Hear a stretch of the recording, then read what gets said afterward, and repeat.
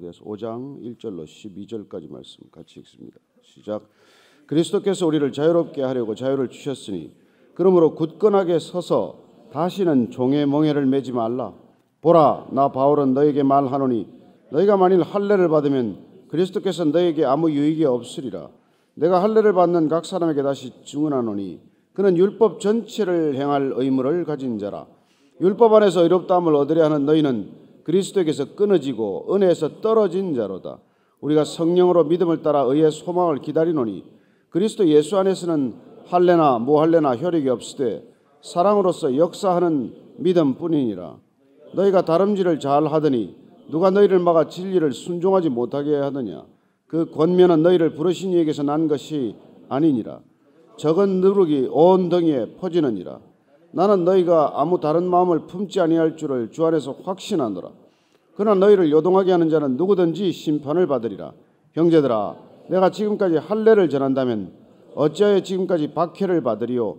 그리하였으면 십자가의 걸림돌이 제거되었으니 너희를 어지럽게 하는 자들은 스스로 베어버리기를 원하노라.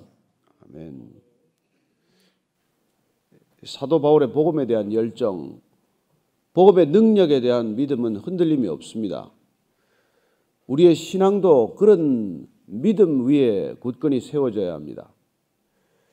우리의 어떤 행위로도 구원받을 만한 자격과 조건이 되지 않는다는 것이 복음의 능력 아닙니까? 우리의 힘으로, 우리의 의로 단 한 가지도 하나님 앞에 내세울 게 없다는 것이 우리 신앙의 기초 아니겠습니까? 그러나 어떻습니까? 여러분들이 신앙생활을 오래 해보면은 점점 신앙생활이 오래 가고 길어질수록 신앙은 복음에서 비롯되는 것이 아니라 내가 지금까지 살아온 내 과거의 신앙생활의 기초를 점점 하게 됩니다. 그래서 내가 익숙한 것, 내가 은혜 받은 채널, 내가 믿게 된 경로, 이런 것들이 마치 신앙의 기준처럼 여겨지는 것이죠.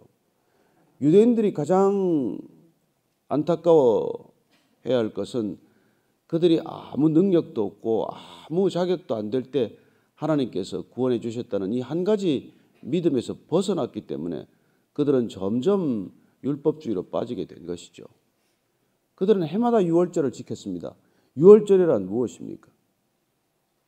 하나님께서 그들을 급히 불러내실 때 어린 양의 피를 문설주 인방에 바르고 그리고 그 죽음이 그를 넘어가고 그리고 그들이 그 죽음에서 벗어난 일 아닙니까?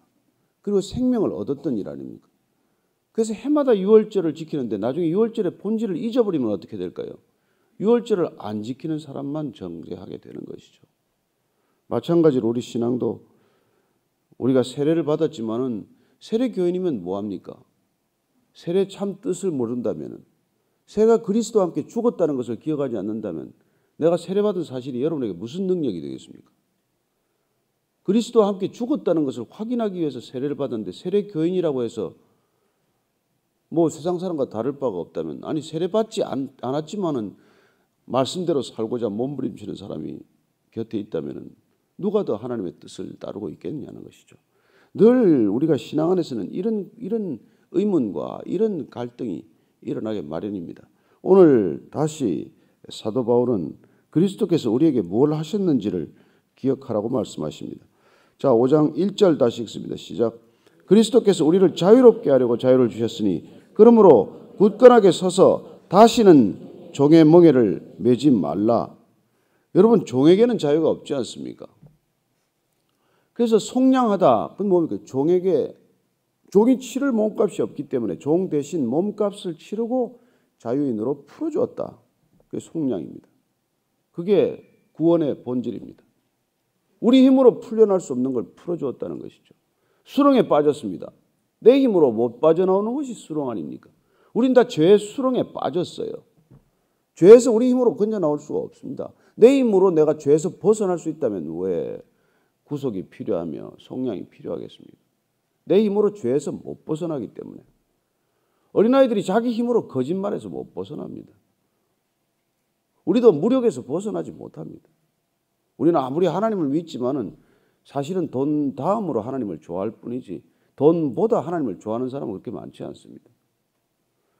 그러나 우리가 구원을 받으면 돈이라고 하는 수렁, 자본주의라고 하는 벗어날 수 없는 이 시스템에서 우리가 구원을 받게 되면 돈보다 더 중요한 가치에 눈을 뜨게 되고, 그래서 비로소 우리는 돈에 묶이지 않는 삶이 시작이 되는 것이죠. 뭐 있어도 좋고 없어도 좋은 것입니다. 그러나 우리가 그렇게 풀려나지 못하면 돈이 있어도 묶이고 없어도 더 묶이고 그런 삶이 되는 것이죠. 그와 마찬가지로 우리가 그리스도께서 우리를 위해 뭘 하셨는지를 우리가 잊어버리면 그 그리스도를 붙들고 우리는 점점 종의 멍에를 매는 일을 하게 되는 것이죠. 예수님께서 우리를 자유케 하셨습니다. 신앙의 본질은 자유예요. 뭐 헨리 패트릭인가요? 자유 아니면 죽음을 달라. 그게 미국이 독립전쟁을 시작하는 기초가 되지 않습니까? 자유 아니면 죽음을 달라. 노예로 사느니 차라리 죽겠다. 이게 참된 신앙의 기초인 것이죠. 세상에서 자유하고 싶다. 우리가 세상을 뭐 살지 않을 도리는 없고, 그렇다고 우리가 뭐 세상을 등지고 깊은 심산유곡에 들어가 사는 것도 아니고, 세상의 한가운데 살지만 세상으로부터 자유하고 싶다.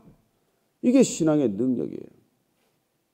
이 세상 속에 살지만 우리는 세상에 꽁꽁 묶여 살아가는 것이 아니라, 인간관계에 그냥 칡능쿨처럼 묶여 살아가는 것이 아니라, 그런 것으로부터 우리가 자유함을 얻을 수 있다면 여러분, 그 자유는 내 생명을 주고도 아깝지 않은 자유가 되는 것이고, 그 자유를 위해서 예수님께서 우리에게 십자가를 지시고 자유케 하셨는데, 그런데 그 자유의 본질을 놓쳐버리고 뭘 받았는지 모르고 우리가 다시 종의 멍에를 맨다면 그것처럼 어리석고 안타까운 일이 어디 있겠냐는 것이죠. 그래서 종의 멍에를 매지 마라.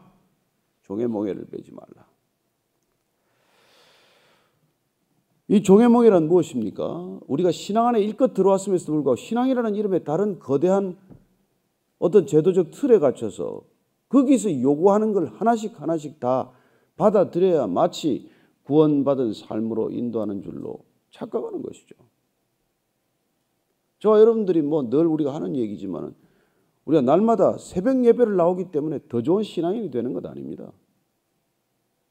우리가 뭐 주일 성수하고 헌금을 뭐 10의 구조를 한다고 해서 더 좋은 신앙인이 되는 건 아니란 말이에요. 그분이 우리를 자유케 하셨기 때문에 우리의 시간을 우리가 기꺼이 하나님께 드리기로 결정했기 때문에 예배 자리에 나오는 것이고, 재물도 우리에게 준 것을 주님께 되돌려 드리기 위해서 뭐 전부를 드릴 수도 있는 것이지, 우리가 무슨 뭐 더 하나님 인정을 받기 위해서, 하나님께 더 사랑받기 위해서, 하나님께 더 많은 마일리지를 얻기 위해서. 그래서 제가 목이 터져라고 얘기하는 건 신앙은 노 마일리지 시스템이다. 노 마일리지다. 이 얘기를 노 마일리지를 그렇게 얘기하는 거예요. 그러나 어떻습니까? 우리는 자꾸 그 마일리지에 연연하게 된다.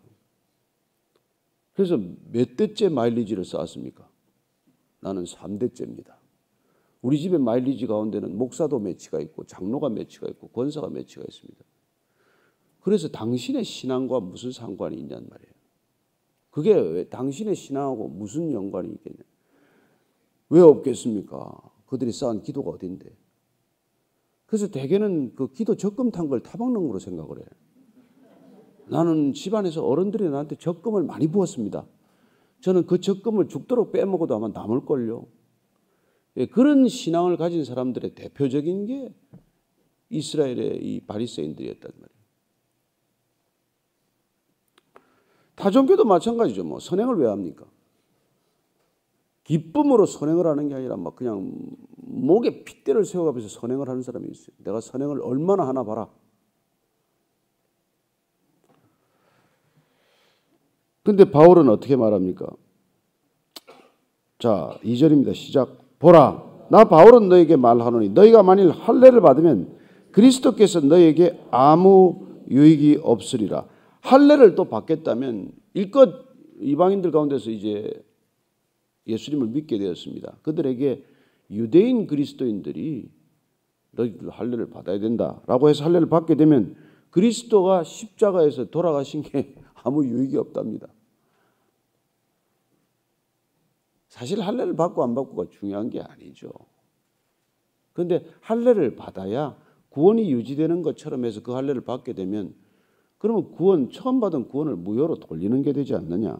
무슨 유익이 있겠느냐 그 얘기죠. 내가 할례를 받는 각 사람에게 다시 증언하노니 그는 율법 전체를 행할 의무를 가진 자라. 그래서 내가 만약 유대교인처럼 변해버린다면 유대교가 그토록 중시하는 613개 계명을 다 지켜야 될걸? 그런 얘기죠. 너는 이제 율법으로 돌아갔으니 율법에 묶인 자가 되고 말걸? 그렇게 종의 멍에를 메었으니까 이제 종으로 살아야 하지 다른 길이 없을걸? 그 얘기를 하는 것이죠. 4절입니다. 시작. 율법 안에서 의롭다 함을 얻으려 하는 너희는 그리스도에게서 끊어지고 은혜에서 떨어진 자로다. 이게 문제는 뭐냐면은 율법 안으로 제 발로 걸어 들어가면은 은혜에서 멀어지고 은혜에서 끊어진다는 것입니다. 은혜란 무엇입니까? 대가가 아니지 않습니까? 값 없이 주어진 것 아닙니까? 은혜가 주어졌다. 은혜로 주어졌다. 그래서 우리가 이게 내가 할 만한 무슨 받을 만한 걸 받은 게 보통 은혜가 되지 않아요. 그래서 여러분들이 한 달 동안 뭐 뼈 빠지게 일하고 나서 월급 받는 날 은혜로다. 은혜로다. 웬 월급인고 그렇게 하는 사람은 없단 말이에요. 그런데 연말에 기대도 하지 않았는데 보너스가 1000%가 나왔다. 은혜로다. 이거는 기대하지 않았는데 왔기 때문에 그런 생각이 드는 것 아니에요.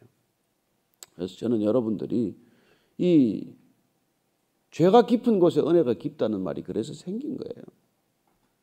본인이 철저히 죄인이라는 걸 아는 사람은 늘 은혜에서 젖어 있습니다. 그리고 그 은혜는 본인이 10,000달란트짜리 은혜라는 걸 알아요. 그래서 나는 10,000달란트를 받았기 때문에 이 세상에서 더 받을 게 없어요, 사실. 그 정도 가지고 나면 받을 게 없어. 그리고 또 누가 나한테 자꾸 이렇게 보채도 100데나리온 떼어도 뭐 그렇게 아깝지가 않아요. 여러분 뭐 예를 들어서 100억을 가지고 있는데 1,000원을 누가 떼어먹었다고 가서 멱살 잡겠습니까? 예수님이 그 얘기를 한 거 아니에요. 100원 뭐 1,000원 형편이 어려서 그냥 안 갚으면 안 갚나 보다. 아니 그러면 그 형편을 들으면 1,000원 더 줄 수도 있고 10,000원 더 줄 수도 있는 것 아니에요. 아니 뭐 1,000,000원 1억을 준들 뭐가 그렇게 아깝겠어요. 그래서 우리가 이 은혜가 떨어졌냐 안 떨어졌냐를 내가 늘 이 게이지를 봐야 돼. 남한테 점점 내가 짜증이 난다. 이게 은혜가 떨어진 거예요. 말만 한마디 들어도 그냥 신경질이 확 난다. 나도 은혜가 떨어진 거 아닙니까? 저도 어떤 때 그냥 늘 잘 지나가던 말인데 확 이렇게 속에서 솟구칠 때가 있지 않습니까? 그럴 때 나를 들여다봐야 돼. 그 사람은 늘 나를 그렇게 돋구게 했어요. 뭐 오늘 새롭게 하는 게 아니야. 남편이 뭐 확 괘씸해가지고 어느 날 그렇게 좋아집니까? 늘 그렇게 뭐 애를 먹이다가 내 컨디션이 좀 참다가 내 컨디션이 안 좋으면 부딪히는 거 아니에요. 그와 마찬가지로 우리 신앙에서 은혜라는 게이지가 점점 낮아지면 그러면 우리는 점점 율법적으로 돌아가게 돼 있단 말이에요. 그래서 우리가 뭐 컨디션 좋을 때는 아무 상관이 없어요. 애가 뭐 조금 거짓말을 해도 넘어가고 뭐 점수가 떨어져도 넘어가고 하다가 본인이 은혜가 떨어지면 애를 잡기 시작한단 말이에요. 그래서 왜 이렇게 성적이 떨어졌냐? 왜 공부 안 하냐? 왜 공부 안 하냐? 뭐 본인은 엄마는 공부하고 싶어서 공부했어요. 공부 누가 하고 싶습니까? 아무도 공부하고 싶은 사람이 별로 없었는데 애를 그렇게 잡으면 본인의 문제가 있다는 걸 우리가 놓치는 거란 말이에요. 그래서 율법주의자들이 문제가 되는 까닭은 본인이 은혜가 없다는 걸 이걸 모른단 말이에요. 율법으로 돌아가면 은혜를 다 놓치는 거예요. 그렇다면 율법을 그러면 뭐 이제 안 지켜도 되는 거냐? 근데 하나님께서 기가 막히게 정말 십자가의 은혜, 복음의 은혜가 오면 그러면 율법을 의식도 못하는데 그 율법은 스스로 지켜진단 말이에요. 그게 우리가 얼마나 그 은혜가 중요한지를 이제 얘기하는 것이죠. 자, 5절 6절입니다. 시작. 우리가 성령으로 믿음을 따라 의의 소망을 기다리노니 그리스도 예수 안에서는 할례나 무할례나 효력이 없으되 사랑으로서 역사하는 믿음뿐이니라. 성령이 오면은 우리에게 믿음을 따라서 의의 소망이 생기는 거예요. 성령이 오시면은 그때 우리는 비로소 그분이 우리 안에서 소망을 불러일으키는 것을 보게 됩니다. 그 소망은 우리를 갈증에서 해소시키는 것이고 탐욕에서 풀어주는 것을 경험하는 것이죠. 그토록 불안하던 것들이 불안하지 않게 되는 것입니다. 형편이 바뀌어서가 아니죠. 상황이 달라져서가 아닙니다. 그분이 오셨기 때문에 부족함이 없습니다. 이런 고백이 터져 나오는 것이죠. 그렇게 되면은 뭐 예수 안에서는 할례나 무할례나 효력이 없다. 그리스도 안에서는 뭐 할례나 효력이나 우리가 그리스도를 만났는데 우리가 할례 받았느냐, 할례 안 받았고 만났느냐 이게 문제가 될 리가 없지 않습니까? 그때는 사랑으로서 역사는 믿음뿐이다. 사랑으로서 역사. 여기 보십시오. 지금 사도 바울은 성령, 믿음, 소망, 사랑 여기 다 나와 있죠. 사랑, 믿음, 소망 여기 다 나와 있습니다. 여러분 성령이 우리 안에 오시면 그 세 가지가 우리 안에 패키지로 오게 되어 있어요. 성령이 오시면 사랑, 믿음, 소망이 다 오게 되어 있습니다. 그 세 개는 분리되어 있지 않습니다. 한 열매의 세 씨앗과도 같은 것입니다. 열매가 하나 주룩맞기는 그 안에 있는 씨앗들이 다 사랑, 믿음, 소망 다 들어있어요. 나는 사랑은 있는데 믿음이 없습니다. 그렇지 않습니다. 사랑하는 사람은 반드시 믿어주게 되어 있습니다. 그러니까 나는 당신을 못 믿는다. 사랑하지 않고 있다는 얘기죠. 사랑하면 판단하지 않습니다. 사사건건 판단하는 것도 까닭은 내가 사랑하지 않기 때문이고 믿지 않기 때문인 것이죠. 그리고 그 사람에 대해서 믿지 않고 사랑하지 않는데 무슨 소망이 있습니까? 그 사람한테 기대가 없는 거죠. 그래서 우리는 자녀들에게 쉽게 기대하지 않습니다. 자녀를 믿어주지도 않고 사랑하지도 않고 그 자녀에 대해서 기대도 하지 않는 것이죠. 늘 불안의 눈으로 보고 있는 거예요. 그 사실 자기를 바라보고 있는 거랑 마찬가지입니다. 그 아이한테 있는 하나님, 그 아이를 붙들고 있는 하나님을 본다면 왜 그렇게 하겠습니까? 제가 요새 최근에 제가 어제도 그 얘기를 했는데 이효진이라는 자매를 알게 되었어요. 그 예인 건축소 소장을 하시는 분인데 얼굴이 어릴 때 화상을 입어가지고 이렇게 소철 열면서 확 쏘여가지고 얼굴이 다 상했어요. 평생 애가 뭐 무슨 희망을 가지고 살았겠습니까? 근데 어머니가 정말 학교를 안 다니신 어머니세요. 근데 예수를 믿어가지고 이 아이한테 그냥 하나님이 너를 사랑하신다. 이걸 죽도록 얘기했는데 애가 믿겠습니까? 얼굴이 이 모양이 되고 학교 가면 늘 학교를 다닐 수도 없게 됐는데 자기 자신을 어떻게 받아들일 수가 없는 아이가 된 거죠. 그렇게 그냥 힘들게 살다가 그나마 그렇게 말하던 어머니마저 교통사고로 돌아가셨어요. 그래서 정말 그 자매가 28살의 나이에 어머니 유서를 봤는데 내 딸이 하나님을 만나는 것이 소원이라는 걸 듣고 어머니가 내 하나님 만나기 위해서 돌아가셨나 이런 생각이 들면서 하나님을 알기 시작을 했어요. 그리고는 모든 컴플렉스에서 풀려났어요. 모든 묶인 것에서 풀려났어요. 그래서 정말 열심히 공부해가지고 지금은 건축소 CEO가 되는 놀라운 인생의 반전이 일어났는데 그건 한 가지 하나님께서 나를 어떻게 사랑한지를 알게 되었을 때 그렇게 된 거예요. 그래서 본인은 이 하나님 내 자신보다도 소중한 하나님을 만나고 드디어 자녀들에게 어려서부터 성경을 읽어주고 책을 읽어줘가지고 온 가족이 책을 읽은 게 10,000권이 넘었답니다. 그런데 그 성경을 날마다 읽어주면서 이 아이가 5살 난 아이가 자기는 늘 자기 얼굴에 대한 컴플렉스가 있으니까 아이가 어머니를 어떻게 보는지가 늘 궁금한데 어느 날 5살 된 아들이 어머니에게 어머니, 엄마는 세상에서 가장 아름다워요. 얼마나 울었겠어요, 그 엄마가. 자기도 사랑할 수 없는 그 얼굴을 아이가 그 아이에게 하나님의 말씀이 들어가고 하나님의 생각이 자리 잡고 그 하나님의 생각이 그 아이 안에서 관점을 바꾸어 놓으니까 내 어머니가 세상에서 가장 아름답다. 그리고는 어느 날 그런 얘기를 또 했어요. 엄마, 지구는 너무 아름다워요. 너 지구가 뭐 어떻게 생겼는데 아름답다는 거니? 지구는요, 엄마가 있기 때문에 아름다운 거예요. 저는 여러분 자녀들 공부 열심히 시키는 거 좋습니다. 뭐 공부 잘해가지고 세상에 또 할 일이 많겠죠. 그러나 여러분 그 공부 이전에 그 아이가 하나님을 만나도록 돕는 것보다 더 중요한 일이 있습니까? 그 아이가 하나님의 관점을 갖고 자라는 것보다 더 중요한 게 있냐고요. 여러분 이 세상이 어떻게 우리 아이들을 사로잡아 가는데 어릴 때부터 해야 될 일이 그거 한 가지란 말이에요. 뭐 영어 가르친다고 너무 애쓰지 마세요. 한국말도 잘 못하는 애들 영어 가르치면 뭐합니까? 성경도 모르는 애들한테 세상 지식을 덧칠해 놓으면 뭘 하겠어요? 저는 그럴 때 이 세상은 우리가 달라지는 것을 본다는 거죠. 말씀이 들어갈 때 하나님의 생명이 내 안에서 살아 역사할 때, 그때 비로소 우리는 소망이라는 것을 갖게 되고 믿음이라는 것을 알게 되고 그리고 사랑이라는 것을 하게 되는 거예요. 하나님 없이 무슨 소망이 있습니까? 우리가 예수님 십자가 모르고 무슨 사랑이 있어요? 성령님이 오시지 않고 무슨 믿음이 있겠습니까? 그래서 우리가 그분의 하나님 되심을 인정할 수 있는 삶이 먼저 되어야 한다는 것이죠. 7절 이하입니다. 시작. 너희가 다름질을 잘 하더니 누가 너희를 막아 진리를 순종하지 못하게 하느냐. 그 권면은 너희를 부르신 이에게서 난 것이 아니니라. 적은 누룩이 온 덩이에 퍼지니라. 이 누룩.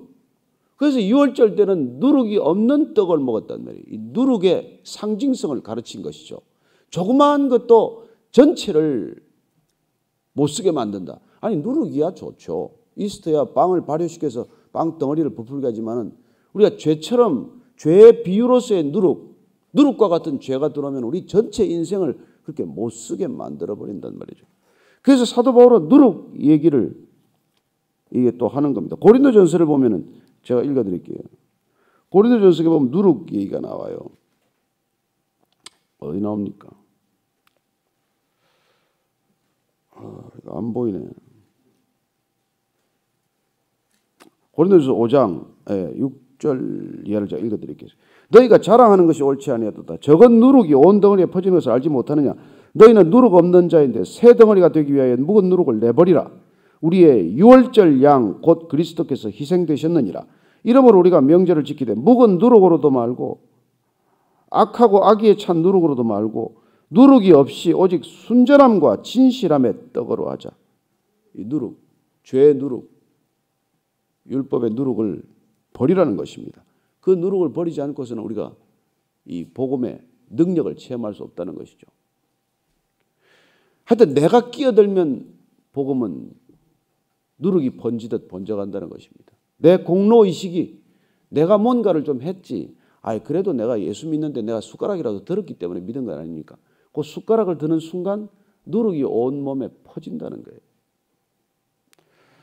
참.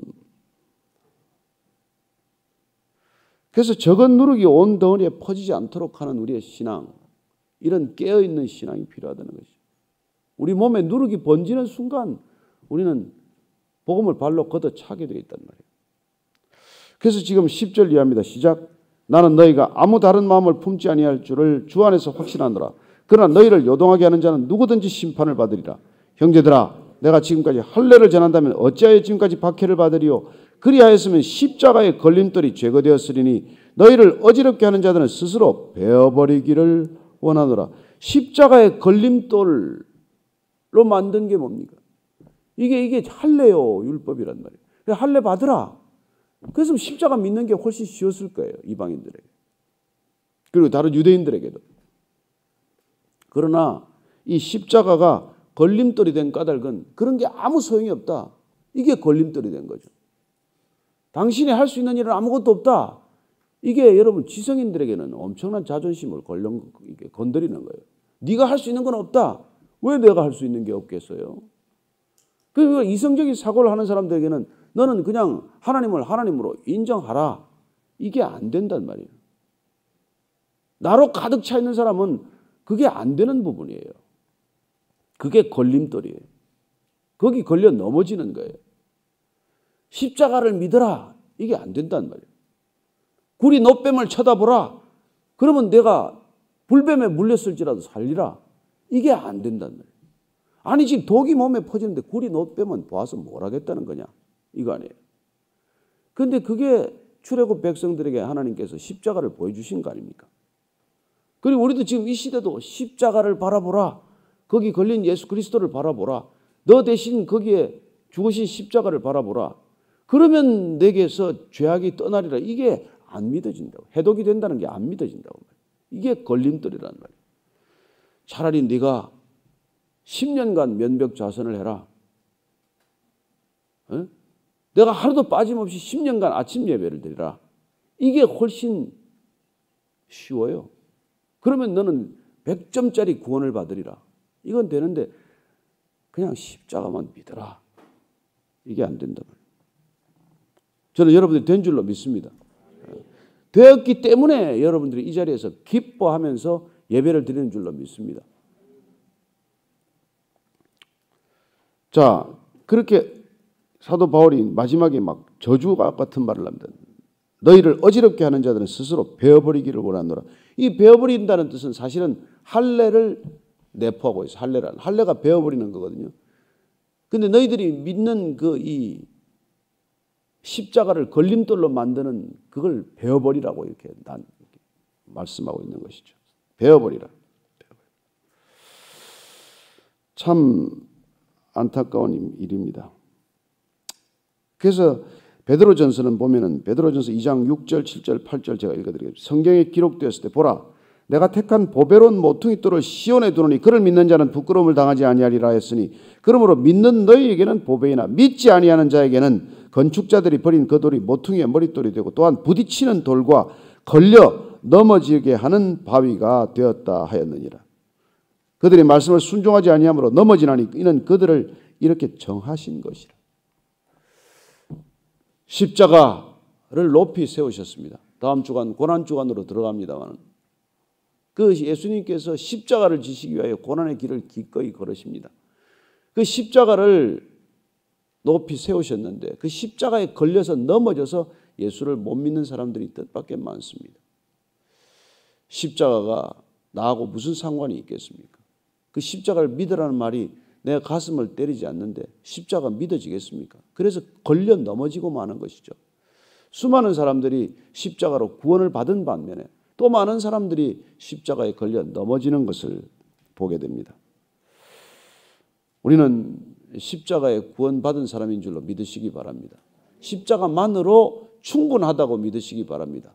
복음만으로 우리는 다른 어떤 것도 더 보탤 것이 없다는 것을 믿으시기 바랍니다. 그래야 우리는 내세울 것이 없고 우리의 마음은 더욱더 가난해질 수밖에 없고 더욱더 겸손해질 수밖에 없다는 것을 믿음으로 고백할 수 있게 되기를 바랍니다. 주 앞에서 내세울 것 없고 빈손으로 왔사오니 주님 이 모습 이대로 받아주옵소서. 그렇게 한번 간절히 기도하고 오늘도 세상 한가운데 주님과 함께 걸어가게 되기를 축복합니다. 같이 한번 기도할 때 주님 제가 주님을 위해 한 것 아무것도 없습니다. 주님을 위해 할 수 있는 것도 없습니다. 주님을 믿는 것 이외에 할 수 있는 일이 없습니다. 주님을 받아들이는 것 이외에 할 일이 없습니다. 하나님을 하나님으로 인정하는 것 이외에 우리 할 수 있는 일은 없습니다. 하나님이 만드신 것들 어떤 것도 내가 이러쿵저러쿵 할 자격이 없다는 것 고백하는 것으로 믿음이 충분하다는 것 주님께 고백하오니 주님 이 아침에도 주님의 공로 주님께서 일방적으로 베풀으신 은혜로 사는 하루가 되게 하여 주옵소서. 한번 같이 계속해서 기도하십시다. 하나님 아버지 사랑하는 주님께서 우리를 구원하셨습니다. 구원의 놀라운 능력과 복음의 놀라운 능력과 사랑과 믿음과 소망의 놀라운 능력을 오늘도 삶의 자리자리마다 떨어지는 빗방울처럼 흩날리게 하여 주옵소서. 하나님 아버지 벚꽃이 활짝 피었습니다. 벚꽃이 저렇게 만개한 것 주님의 은혜인 줄로 믿습니다. 그 많은 벚꽃이 바람 불면 떨어져서 다시 한번 아름다운 꽃으로 흩날리듯이 우리 인생도 그렇게 흩날려서 주님 어딘가에 아름다운 사람들의 발길에 밟히는 한이 있더라도 그들에게 기쁨이 되게 하시고 놀라운 소망의 이유가 되게 하여 주옵소서. 하나님 아버지 우리 안에 주신 놀라운 복음의 능력이 이 세상의 소망의 빛이 되기를 원합니다. 너희는 빛이라 어둠 가운데서도 어둠을 밝히는 빛이 되게 하시고 너희는 소금이라 썩어지는 세상 가운데서 녹아지는 소금 되게 하여 주옵소서. 하나님께서 우리를 그렇게 빚으셨사오니 그렇게 만드셨사오니 그렇게 인도하셨사오니 주님 우리의 발걸음 가는 곳마다 주께서 원하시는 주의 형상 회복되는 기적을 보게 하여 주옵소서. 하나님 감사합니다. 형상대로 주님의 형상대로 회복되게 하셨사오니 이 형상 이 모습으로 누군가에게 하나님을 전하는 통로 되게 하여 주옵소서.